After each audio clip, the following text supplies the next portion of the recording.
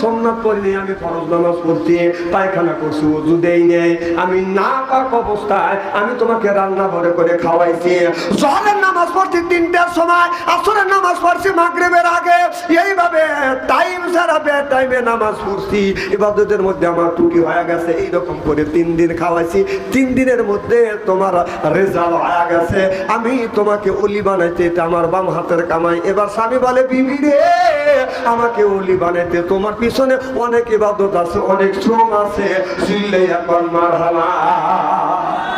অনেক মহিলা আমাদের মোবাইল করে, হুজুর দোয়া করেন আমার স্বামী জানি নামাজি হয়।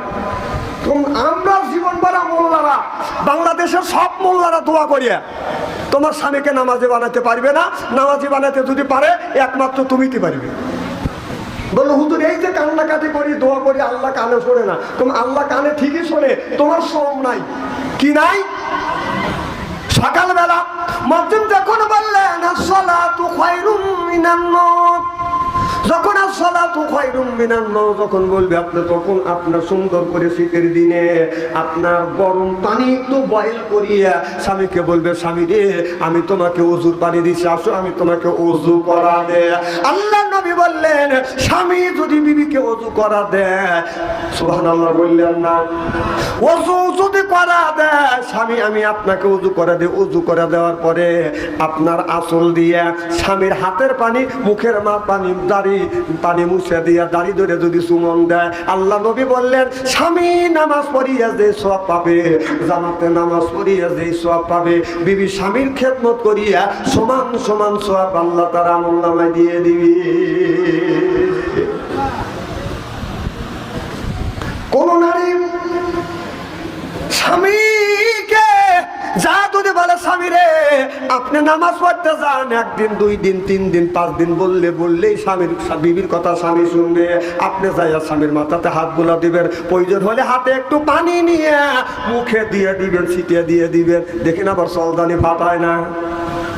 আছে তো, এরকম আছে, এরকম আছে। এই জন্যই মেয়েদেরকে আল্লাহ এমন একটা ক্ষমতা দিছে, 1 মিনিটের মধ্যে কান দিয়ে আপনার বুক ভাষা দিতে পারে। তা আমার কথা হলো যে একটা শাড়ির জন্য তোমার স্বামীকে যদি পাবনা শহরে পাঠা দিতে পারো, তাহলে তোমার স্বামীকে তুমি মসজিদ মুখে কেন বানাতে পারবে না? একটা ছেলেকে মা বাবা লক্ষ লক্ষ টাকা ব্যয় করে, তার পিছনে লক্ষ লক্ষ টাকা ব্যয় করে এই ছেলেকে লেখাপড়া শিখেছে এবং লক্ষ লক্ষ টাকা দিয়ে চাকরি পর্যন্ত দিছে। আবার তোমার মতো একজন মহিলা ওই স্বামীর সাথে, ওই ছেলের সাথে 3 বার কাবিল তু কবুল পড়ে আসে, আপনার ওই যে 22 বছর 25 বছর পর্যন্ত মা বাবার, মায়ের সাথে ছেলের সাথে, বাবার সাথে ছেলের সাথে সম্পর্ক ছিল, আর তুমি আইসা 5 মাস না হইতে হইতে মা বাবার থেকে তুমি ভিন্ন করে দিছো।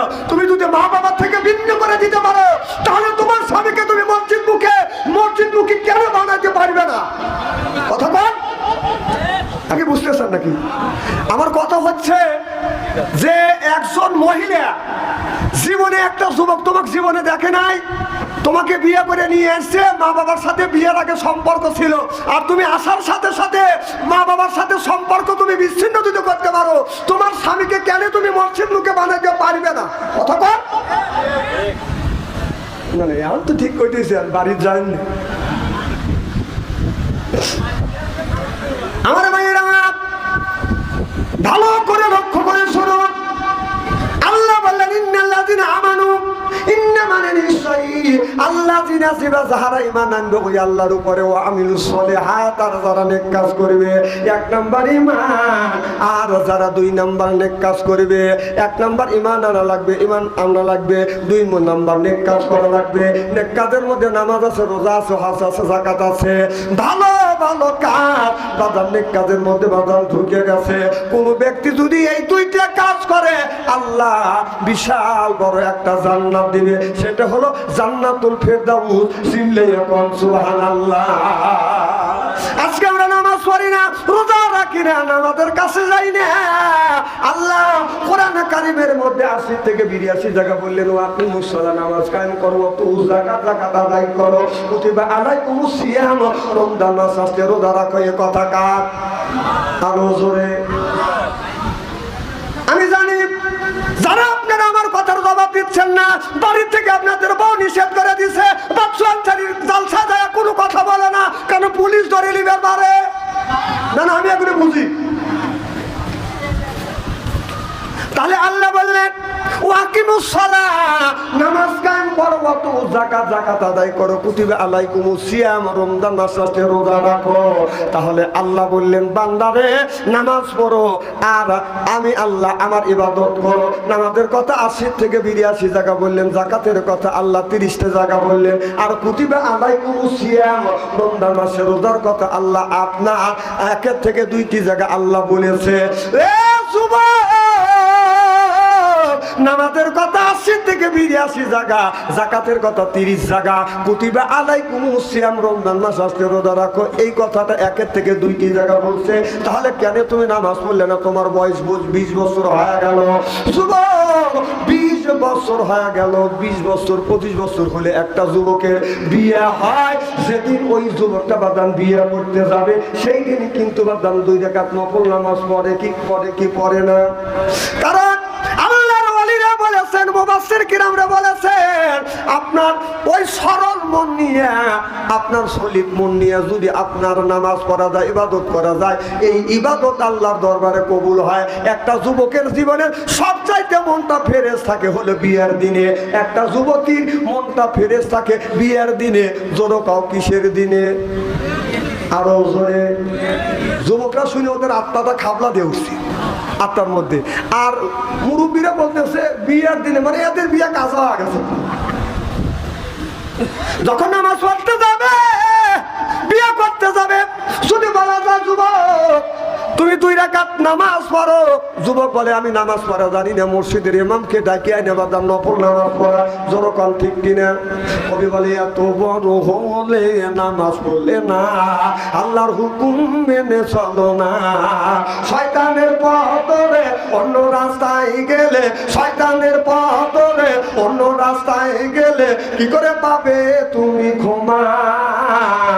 কি করে তোমাকে করিবে ক্ষমা আল্লাহ? কি করে তোমাকে করিবে ক্ষমা? এখনো মসজিদে গেলা না, নামাজ আদায় করলে না, বলা যায় না বাবা কুল্লু নাফসিন যায়কাতুল মউত, কারিমুল মউত কখন জানি তোমার আমার সামনে এসে যাবে। আসমানে মাথা রাখবে আর জমিনে পা রাখিয়া আপনার মালাকাল মউত আপনার আমার রূহটা বদল কবজ করবে। লোকটা যখন মৃত্যু সজ্জা যখন সজ্জিত হয়, মানুষ তামাজ করে বলে বাদান পানি দেয় আর বলে মার নামে 1 চামচ পানি খাও, দাদার নামে 1 চামচ পানি খাও, খালুর নামে 1 চামচ পানি খাও। খালু মন্ত্রণালয় চাকরি করে, লক্ষ লক্ষ টাকা বাজার ঘুষ খাইছে, ঘুষ করে নামে যখন পানি দিছে লোকটা ডেক পেটতেছে। পাবলিক কয়েদে দেখ পারে, কেউ বলে হিসাব নিকাশ করতেছে, আর আমি বলি না হিসাব নিকাশ করতেছে না, ঘুষ করার নামে পানি দিচ্ছ, এই জন্য লোকটা দেখ পাচ্ছে। মৃত্যুর আগে লোকটা একটা আলেমের নামে পানি দাও, হাফেজের নামে পানি দাও, হাজির নামে পানি দাও, লোকটা মৃত্যুর সময় শান্তি পাবে। মারহাবা, একটু জোরে কর। আমার ভাইয়েরা, ওই লোকটার পানি পিপাসা লেগে যায়। কবি বলেছে হাতে ধরিয়া গাছে বাসা তালে মা, হাতে ধরিয়া গাছে বাসা তালে মা, সর্বতে দিদারে ভাইয়া আবুবে মা, আবুবে মা। কবি বলেছে 7 দরিয়ার 7 নদীর পানি যদি কণ্ঠের মধ্যে ঢালা যায়, মরণের সময় ওই মানুষটার কোনোদিন পিপাসা নিবারণ হবে না। সিল্লাইয়া পার ঠিক কিনে? আল্লাহ নবী বলছেন তোমাদের ঘরটাকে কোরআনের দুর্গ বানাও, হাদিসের দুর্গ বানাও, নামাজের দুর্গ বানাও। তা না বানাই আজকে আমাদের ঘরটা বানিয়েছে বাজার সুদের দুর্গ, ঘুষের দুর্গ, টিভির দুর্গ, সিডির দুর্গ, গানে গানে গানে গানে সুদে সুদে সাজালে বাড়ি, যেদিন আসবে খাপনি তোমার বাড়ি। এই যে মসজিদের পালকি বুঝতেছেন কিনা? গানে গানে গানে গানে সুদে সুদে সাজালে বাড়ি, যেদিন আসবে খাপনি তোমার বাড়ি। আজরাইল এসে নিবে জান টেনে, সেদিন জানাজা হবে তোমার বাড়ি। জোরে জোরে বল ঠিক কিনা? এখনো সময় আছে, যুবক আজকে মসজিদে যা নামাজ আদায় করো, বলা যায় না কোন দিন কারিমুল মউত আসবে, মালাকাল মউত আসিয়া আপনার আমার রূহটা কবজ করে নিয়ে যাবে। গোটা জিন্দেগীর জীবনের হিসাব তিল তিল করে আল্লাহর কাছে দিতে হবে। চিল্লাই এখন ঠিক কিনে? আজকে আমাদের নামাজ হচ্ছে না, কি হচ্ছে না? নামাজ হচ্ছে না। এই জন্যই এখন আমাদের দেশে বাদান অনাবৃষ্টি, শিলে বৃষ্টি, কথা বুঝতেছেন না? সিলেটে দেখলাম বৃষ্টির আগে বাদান পাথর পড়তেছে, আপনার 50 গ্রাম 100 গ্রাম 200 গ্রাম পর্যন্ত পড়ছে। কারণটা কি? কারণটা কি? এটা হচ্ছে আমাদের হাতের কামাই। আমরা নামাজ পড়ি কিভাবে? বাড়িতে এরকম করে নামাজ পড়ি, আল্লাহু আকবার, আলহামদুলিল্লাহি রাব্বিল আলামিন।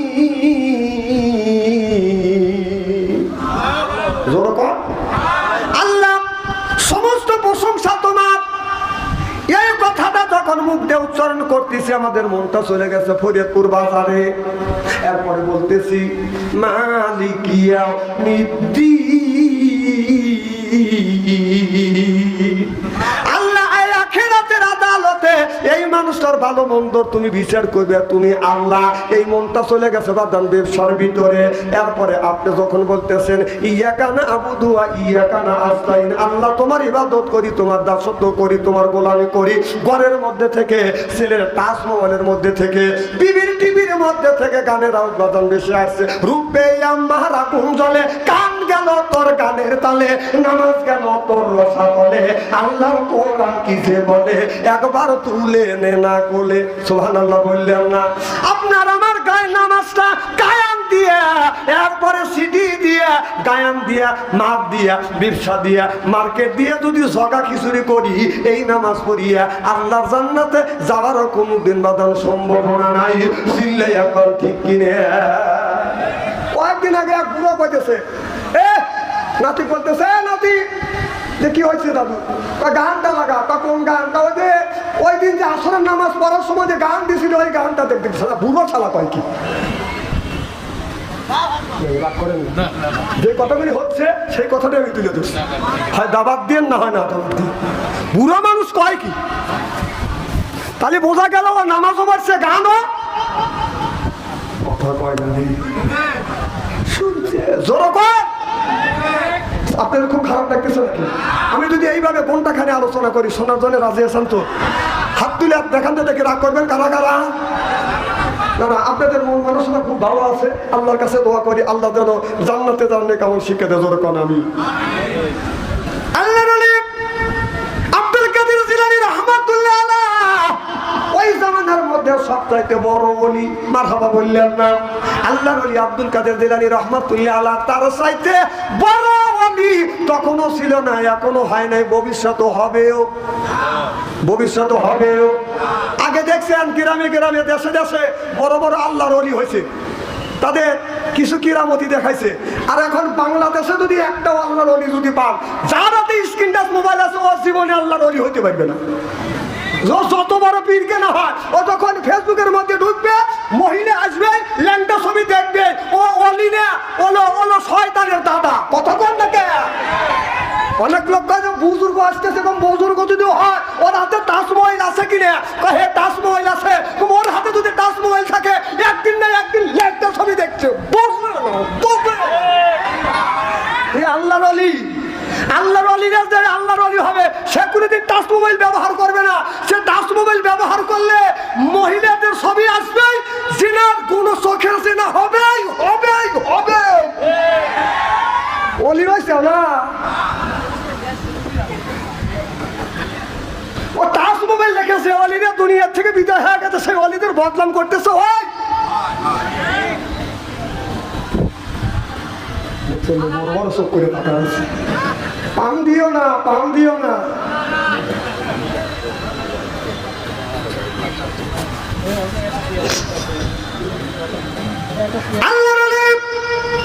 আব্দুল কাদের জিলানী রাহমাতুল্লাহ আলাইহি ওই জামানার মধ্যে সবচেয়ে বড় ওলি ছিলেন।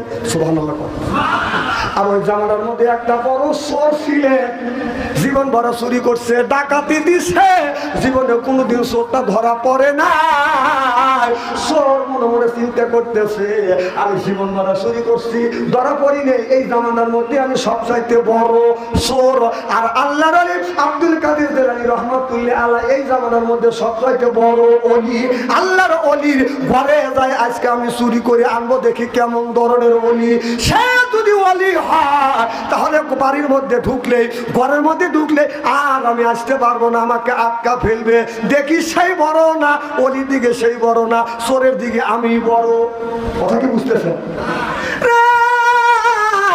12টার পরে আল্লাহর ওলির ঘরে বাদান চোরটা চলে গেছে, বাদান শিন কাটছে, শিন কাটিয়ে আল্লাহর ওলির ঘরে বাদান আপনার চুরি করবার জন্য গেছে।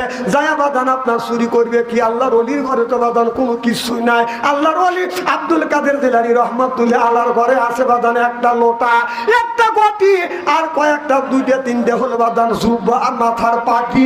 এছাড়া আল্লাহর ওলির ঘরে বাদান কোনো কিছু নাই। এমনকি আল্লাহর ওলি আব্দুল কাদের জিলানী রাহমাতুল্লাহ আলাইহি বালিশ মাথায় দেন নাই, মাথার 11 হাত পাগড়ি বাদান বালিশ বানাইয়া ঘুমাইছে। সুবহানাল্লাহ, তো জোরে কর। আর এখন যদি ওলি হয় ওর উঁচু বালিশ লাগে, তাহলে উঁচু লাগে বাদান কোল বালিশ। কথা বলবে তো বলছে তোর কোল বালিশের দরকার কিসের রে? আল্লাহ রাসূল বলছেন যে আমি যখন আয়েশাকে নিয়ে যখন ঘুমাতে গেছি, পিঠের সাথে পিঠ লাগাইছি, মুখামুখি আসছি। সুবহানাল্লাহ। আর আমাদের ওর সাথে দ্বন্দ্ব হয়, কারণটা কি? মাঝখানে ফাঁকা থাকে, এই জন্য 3 জায়গা ফাঁকা রাখা নিষেধ। একটা হলো যখন স্ত্রীর সাথে ঘুমোতে যাবেন ওই জায়গা ফাঁকা রাখবেন না, ফাঁকা যদি রাখেন শয়তান এসে ধোকা দিবে। তোর বোর সাথে তোর শালি ভালো, আর বউটা বলবে তোর সাথে তোর জামাইয়ের সাথে তোর দেওরই ভালো। কথা বলতে দেন। আর নামাজের মধ্যে কোনো সময় ফাঁকা রাখবেন না। কথা বুঝতেছেন না? আর কোরআনের মাহফিলে বসলে ফাঁকা রাখবেন না, কারণ যেই জায়গা ফাঁকা আছে শয়তান যা ফাঁকা লোকে কি পাশে যা বসে বলবে খালু রে ওঠো, ও জেঠা যাও, হুজুর আর কোরআনের কথা বইলে তোমার মসজিদ মুখে বানাবি নি। আমার কথা কি বুঝতেছেন? আমার ভাইয়েরা এবার আল্লাহর ওলির ঘরে যা বাদান শিন কাটিয়া ঘরের মধ্যে বাদান কিছু পায় না, একটা লোটার ঘটি, এরপরে বাদান গায়ের জুব্বার একটা পাগড়ি ছাড়া কিছু নাই। সব মনে মনে চিন্তা করতেছে জীবনে অনেক মানুষের বাড়ি চুরি করছি, এইরকম আপনার সৈন্য হাতে আসি নেই, এমন ঘরেই আসছি আজকে সৈন্য হাতে বাদান চলে যাওয়া লাগবে। আগের জামানার ওলিদের বাদান ঘরে বাদান খাবার ছিল না, খানা খায়াও থাকতো, খায়াও দিন যাইতো, না খায়াও দিন যাইতো, বিল্ডিং দিতে পারতো না। আর এখন যদি পীর হয় আপনার 50 বিঘা জমি কেনে, বইয়ের জন্য 33 বড়ি বাদান আপনার গহনা আছে, 36 লাখ টাকা ব্যাংকে আছে। কথা বোঝে না? এই যে এক আল্লাহর ওলি শুয়ে আছে, কি আছে কি আছে কি করছে? অনেক তো তার মুরিদান ছিল, আর এখন সব